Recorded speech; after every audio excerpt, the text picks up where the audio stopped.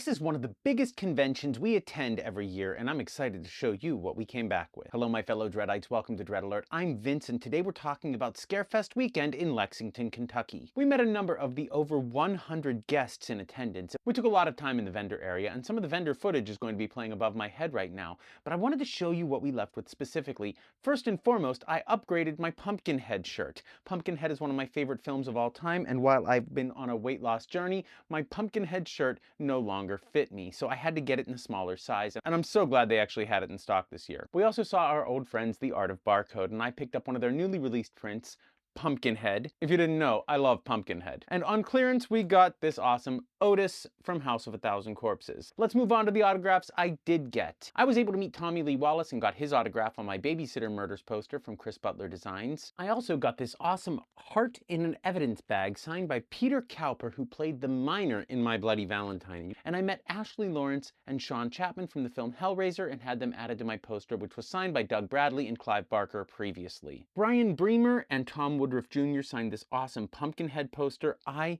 love it. And we did an interview with Brian Bremer, and I'll be releasing that interview over the next few days. We met some of the living cast members from Dawn of the Dead, Galen Ross, Scott Reiniger, and Ken Foray, and they signed this beautiful print, which feels vintage to me and totally appropriate for my love of this film. Since it was Reanimator Day on October 18th, I took the time to meet Richard Band and had him sign this awesome LP. Look at this. It is gorgeous. If I'm not mistaken, you can find this album on Richard Band's website if you'd like to get a copy of your own. We ran into Joel Robinson, who does artwork for a number of the Blu-rays that you absolutely love. I love this. It has Friday the 13th, Halloween, Evil Dead, and The Exorcist with a cool popcorn bucket. I would be remiss if I didn't say that there were a number of vendors that we either couldn't purchase from because of budgetary constraints or didn't have the space in our car to bring it back home. I highly recommend you check out the list of vendors that were attending Scarefest. Stay tuned for more coverage of Scarefest Weekend, a few interviews, and even more coverage next weekend as we head to another con. As always, stay spooky, my friends.